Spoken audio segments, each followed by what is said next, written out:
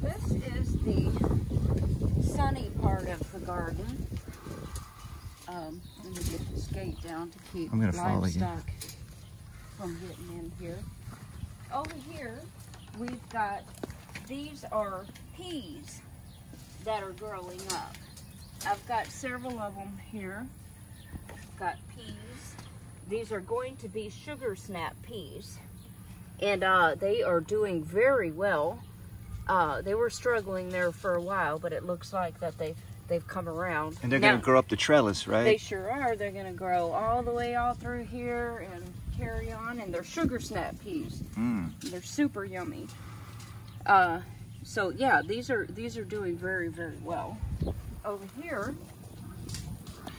these are actually flowers. These are marigold flowers, and they're real super easy. I just threw out a whole bunch of seeds and threw them out here. They're really good to keep snakes away, and they're good companion plants for vegetables. They encourage growth.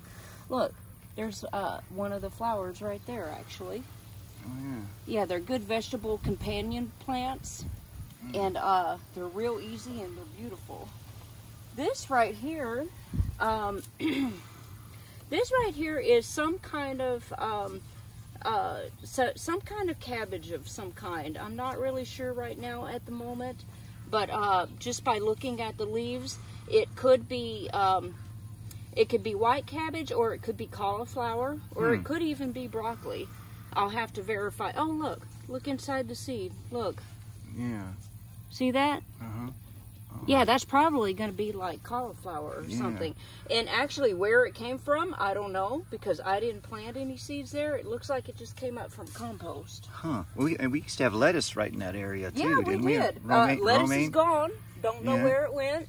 Yeah, well, we harvested all of it, most of it. Not too long ago, there was still some lettuce out here. But remember, the chickens one day last week had a really good time in here, and I don't see any signs of it now. Well, and it's too hot for lettuce to grow anyways. Well, I don't know. I don't know. Last year, we had it for quite a while. Now, this is the asparagus. It definitely needs to be trimmed down. Yeah, you got to cut it back to get Yeah, we're just kind of learning about the asparagus. The spears will come out when you cut it back. Yeah. I mean, we've already gotten about, I don't know, about a dozen.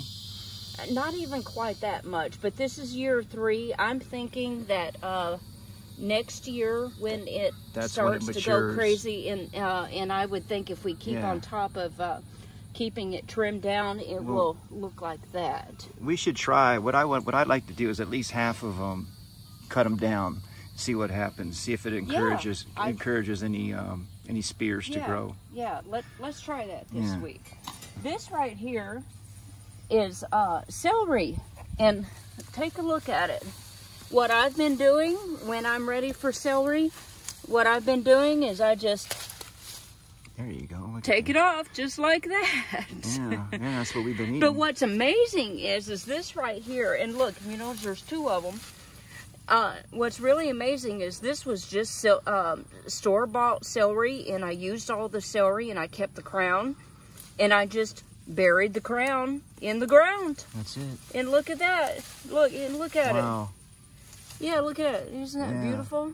And it's thriving too. It is. It is. I just buried the crown in the ground, and it's taken off. The crown in the ground. Yeah. And we've got more marigolds back here. Yeah. And this viney little thing going all around. I don't even know where it came from, but it is welcome because it's a really pretty plant.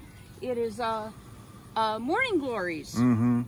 Morning glories. I don't know where it came from, but if you notice, it's all around. See, look, it's all around here, and it will have beautiful, really pretty purple little flowers all around it. So, tomato plants galore. A lot of them are wild. All over the, yeah, just about all of them are. Don't really know where they came from. They were just from the compost of last year.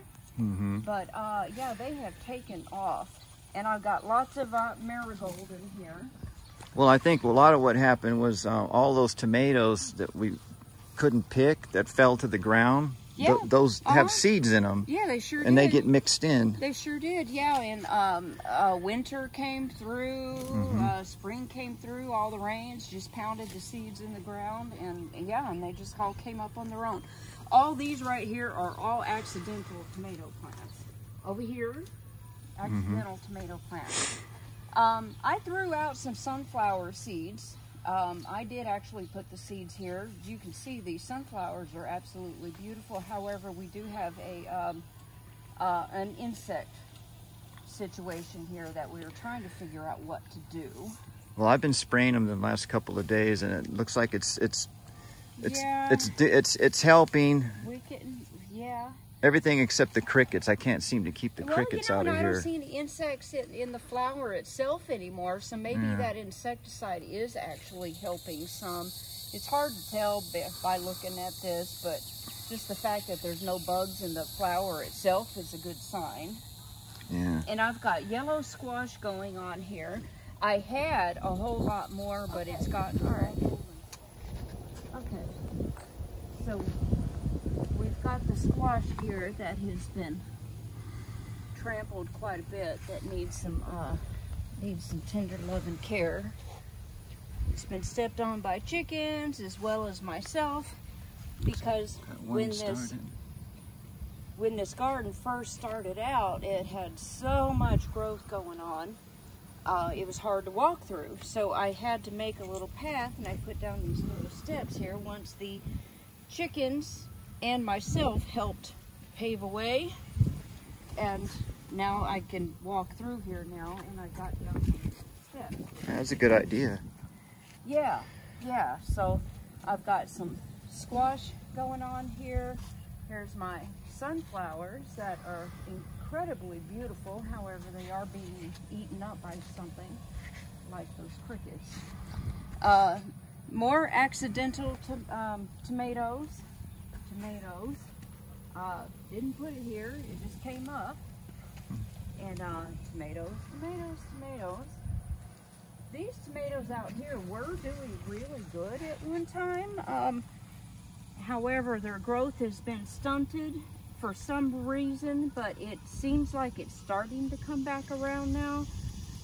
Although I do kind of have a little something going on here, eating my tomatoes. But this plant looks a whole lot better than what it did a couple weeks ago.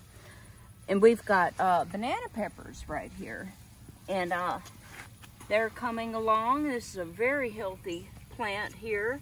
It's already produced a good handful of peppers so far already. Those are great in our salads. Oh, yes. Love those peppers. All the time. These are really, really, really good. Yeah. Yeah, and I did actually plant this one here. So what I planted was this tomato, and this tomato, and this salad pepper here. All the rest it's just organic. With the exception of the sunflowers, all just came up on its own. Now I do see there's a really, really nasty weed going on here in this garden. That anytime you see this, pull it up, because it's horrible. It's evil. What is it? I don't know what it is, but it's very a weed. Invasive. And these right here, very invasive, and these right here turn into little spikes. And all these would be spikes, and if it gets too big, and there's a horse in here. Horse. Yeah, forgot about those guys. Yeah. Well, all we can do is what we can do. But yeah, these turn into spikes, and if it gets too big, even the best of gloves, these spikes are so brutal, they'll go right through your gloves. So yeah, anytime you see that thing, it needs to come up. Because I've been doing this for years, I know what it looks like. And here's another evasive weed right here. This right here too. That needs to go. So, there's one of the... we've got other little small tomato plants growing on down here as well too. They're all kind of coming in together. I'm on these tomato cages. I'm on number 6 now, and I see the need to have to go and get at least 2 more, because I got more tomato plants coming up. The wild ones, yeah. Yeah, yeah, that were all just came up on their own. Wow. Yeah, and before you know it, we will have so much going on in here. Now, at one time, we did try to keep everything separated in little groups and stuff, but it just got out of control. Now it's kind of just a hodgepodge of... Yeah, well, yeah, and that's just like this year. It worked out the same way. It was all sectioned out. They were all combined with companion plants. Tomatoes like to be around certain amount of or different kinds of vegetables, as well as squash needs to be around another kind of vegetable. I did all of my research on that. However, it started out that way, but with the overgrowth of tomatoes, it just kind of made it all where it's all one big mess. But it's all good. It all worked out. This right here is a good example of why you don't want goats and tomato plants nearby each other. Yeah, they're eating it through the fence. Yeah, but look, we still have the flowers. Yeah. So, but yeah, see right here, yeah, I need another tomato cage right here as well too. Yeah. Oh, here's this other horrible weed. It's terrible. If you see this thing, it must die.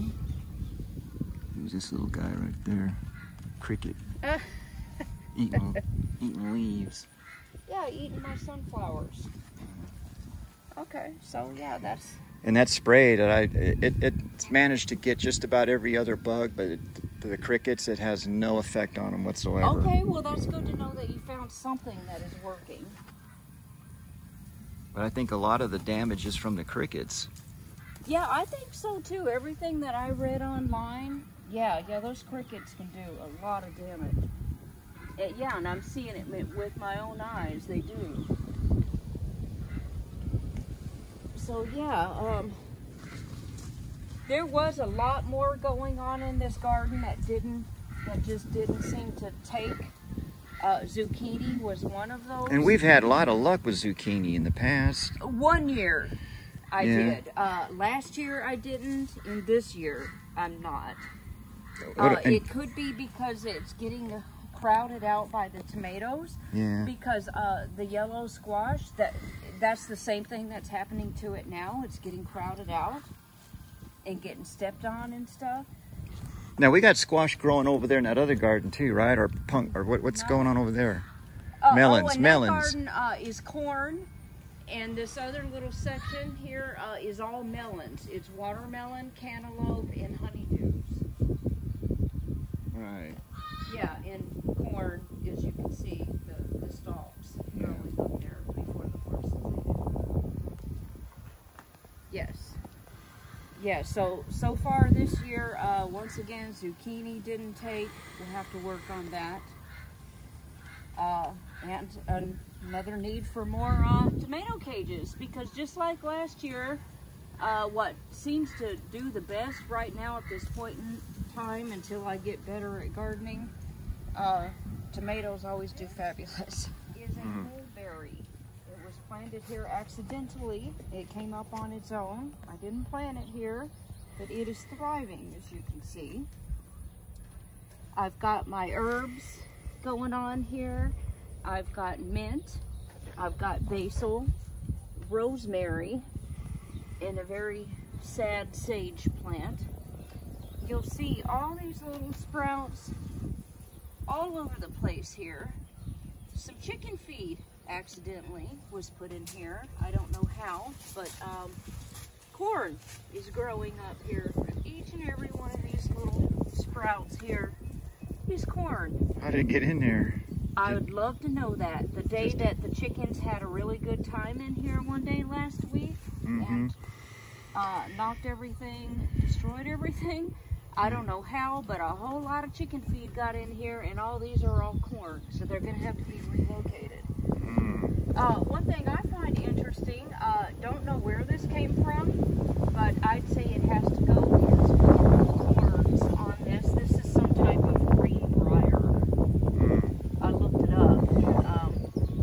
It is down at the bottom of a lot of trees, and look at these thorns. So we're going to have to work on that and get that gone. I did have a whole bunch of spinach here. It's not there anymore. I just recently trying to get more cucumbers going over here, but of course none of the seeds have taken yet, so that may be a little while. Okay. Cut.